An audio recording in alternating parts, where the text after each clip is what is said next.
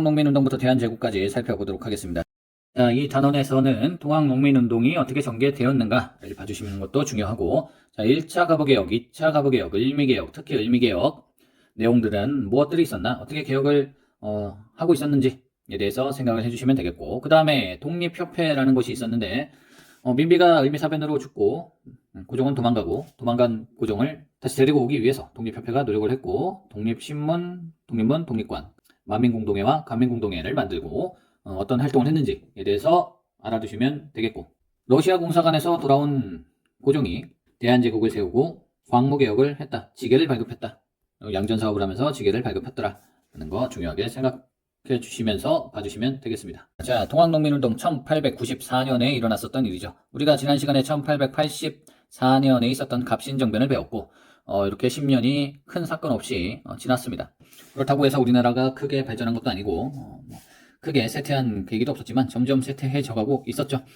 85년에는 검은도 사건이 있었고, 같은 85년에는 6.1중과 부들러가 중립화론을 선언하기도 했었죠. 89년에 방공령이 있었습니다. 그래서 함경도에서 조병식이 방공령을 선포했으나, 지난 시간에 우리가 배워서 알고 있지만 원래 강화도 조약에서 무무무라고 해서 무황세, 무관세, 무제한 곡물 유출이었는데, 그거를 막을 수 있는 방공령을 83년에 개정했었다라고 배웠었죠. 근데 한 달 전에 선포하지 않았기 때문에 무슨 배상금을 내라고 해서 배상금을 냈던 이런 사건들이 있었습니다. 어쨌든 이렇게 10년이 지났고요. 10년 뒤에 1894년에 동학농민운동이라는 중요한 사건이 터지게 됩니다. 동학이라는 것은 원래 종교죠. 최재우가 창시한 종교가 되겠습니다. 근데 나라에서 인정하지 않았고, 이것에 화가 난 동학도들이 삼내 집회를 했었고, 복합 상소를 올렸죠. 신원 회복해달라. 그 다음에 보호 집회까지 했다가 다 안 됐고, 그 다음에 이제 농민운동이 크게 일어난 사건의 배경은 이렇게 됩니다. 자, 고보봉기가 일어나는데 조병갑이 탐관오리죠. 그래서 사람들 막 괴롭히고, 생일이니까 선물 내라, 쌀 내라, 그 다음에 저수지 짓는데 백성들 동원하고, 근데 백성들이 만드는 저수지를 사용할 때 또 세금을 내고 사용을 해라, 이런 식이었다가 그 나이 드신 분이 따지러 갔는데 곤장을 쳐서 쫓아냈죠. 그게 바로 여러분들이 잘 알고 있는 녹두장군 정봉준의 아버지였던 것이죠. 그래서 화가 나서 반란을 일으키게 되는 것이죠. 그 사건을 수습하러 온 이용태라는 사람이 또 괴롭히니까 니들 백성들 잘못이야 이래버리니 백상봉기를 일으키게 되고, 사람들이 다 흰옷을 입고 있으니까 막 산에 모이니까 그 산이 백산처럼 되었다. 그래서 백산봉기가 되겠습니다. 그래서 서면 백산이요, 앉으면 축창이다. 그래서 앉을 때는 그 대나무 무기를 이렇게 들고 있으니까 대나무산처럼 보였을 정도로 사람들이 많이 모였었다. 그 다음에 황토현 전투에서 농민군이 승리를 하고요. 장성 전투, 황경천 전투에서 또 승리를 하고 전주성까지 점령을 해버립니다. 그러니까 진압이 안 돼요. 그래서 민비는 또 어디에 구원을 요청하느냐, 위기가 있을 때마다 청나라한테 계속 도와달라고 한다. 청나라한테 도와달라고 하니까 자연스럽게 일본도 같이 출병을 하죠. 왜냐하면 갑신정변으로 인해서 한성조약과 텐진조약이 맺어졌는데, 텐진조약에서 청나라나 일본 둘 중에 하나가 조선으로 출병을 하면 다른 한 나라도 같이 출병을 한다, 통보를 하고 출병을 한다, 이렇게 되어 있었죠. 그래서 청나라와 일본이 출병을 하니까 동학 농민들은 우리가 외세를 끌어들일 정도로 여기 밀란을 일으키고 싶지 않았거든요. 왜냐하면 잘못된 것만 바로잡고 이 탐관오리들만 좀 처벌을 하고 동학만 좀 인정을 받으면 되는 건데, 그냥 그렇게 해준다고 하면 되지. 또 외세를 불러가지고 해결을 하려고 하니 잘못했죠. 그래서 외세가 들어오니까 동학도들이 이건 아닌데 협약을 합니다. 그래서 민비의 그 경호원인 홍계운과 합의를 하고 우리 스스로 개혁을 하겠다. 그래서 집강소와 교정청을 세우고 개혁을 할 테니 니네 청나라하고 일본은 가라. 우리 저기 더 이상 무력을 일으키지 않겠다, 시위를 일으키지 않겠다, 개혁하겠다 라고 이야기를 했으나 일본은 그냥 들어왔는데 별로 할 일이 없어요. 그래서 경복궁을 점령해버리죠. 이건 뭐냐, 청나라한테 도전장을 한번 내밀어 보는 거죠. 야 청나라, 나 여기 들어와서 우리가 궁 점령했어. 니네 어떡할래? 한판 붙을까? 청나라가 그래 좋다, 붙자 해갖고 청일전쟁이 일어난 것이죠. 청일전쟁으로 일본이 승리를 하죠. 우리는 그때까지 당연히 청나라가 이길 줄 알았어요. 청나라가 힘이 셌고 그만큼 그 세상 물정을 잘 몰랐었던 것이죠. 세계 정세나 이런 것들이 파악이 잘 안 됐던 것이에요. 그래서 일본이 이겼고 시모노세키 조약을 맺으면서 우리 조선이 자주국임을 확인했고, 왜냐하면 나중에 일본이 먹어야 되니까. 그 다음에 요동반도를 확보합니다.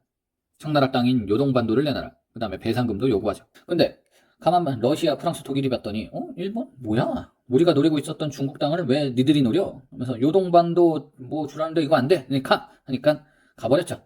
그래서 요동반도를 반납하게 되고 이에 이를 갈고 있던 일본이 두고 보자 러시아 하면서 나중에 러일 전쟁까지 일으키게 되는 것이죠.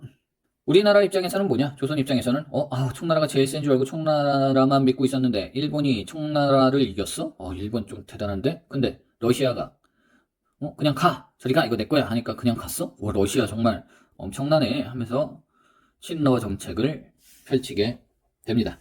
자, 동학농민운동은 어떻게 됐느냐? 동학농민운동은 1차는 집강소 교장청을 설치하면서 이제 우리가 화해하자, 개혁하자 했으나 청일전쟁 등으로 사건이 이상하게 돌아가자 다시 남접과 북접이 연합을 해서 우금치 전투를 펼쳤으나 일본이 이때 막 총이 연사되는 그런 총이 있었단 말이죠. 농민들은 죽창 하나 들고 싸웠단 말이죠. 대나무 깎아다가 일본군의 진압을 당하게 됩니다. 공주에서.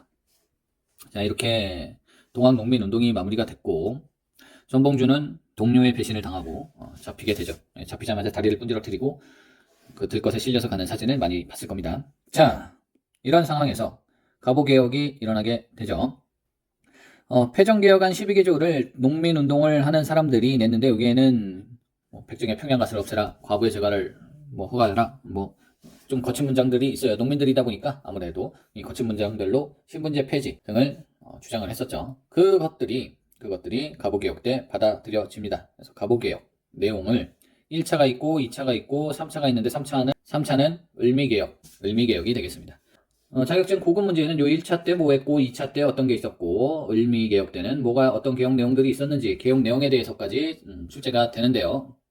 한번 보시고 요 파란색 글씨 위주로 좀 공부를 해주시면 되겠습니다. 자, 1차 개혁. 자, 우리도 개혁하자. 궁국 기무처를 설치합니다. 김홍집이 주관이 돼서 도량형을 통일하고 무게, 길, 치수 이런 거를 통일하고 찌아문을 만들어서 재정을 일어나하고 예전에 갑신정변의 호조로 재정을 일어나자 하자라는 것과 비슷한 내용이 되겠죠. 조세를 급납하고 본위제를 하자. 그다음에 중요하게 신분제가 정식으로 폐지가 되는 개혁안이 되겠습니다. 신분제 폐지. 그다음에 과부의 재가 허용.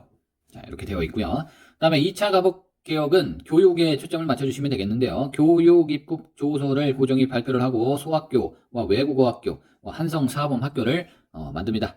그래서 2차 갑오개혁은 교육의 중요성을 생각하고 교육을 활성화하려고 노력을 했구나. 그 다음에 파라문을 7부로, 팔도를 23부로 바꿨구나. 팔을 싫어하는구나. 팔을 다 다른 걸로 바꾸는구나.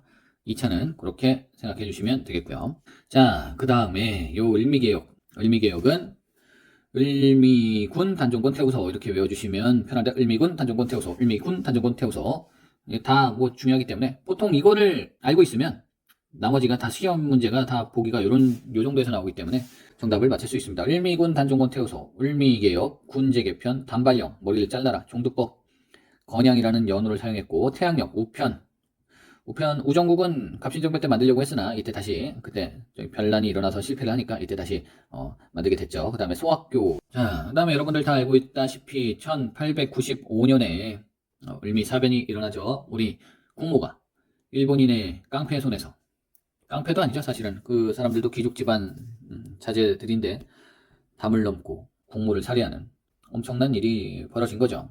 그러자 고종은 도망갑니다. 러시아 관청으로 도망을 가고요. 근데 외국 사람들이 보기에 어땠겠어요? 아니 뭐야, 일본이 국모를 살해했는데 복수도 안 하고 그냥 러시아 공사관으로 막 도망을 가? 저 나라 좀 우스운 나라네.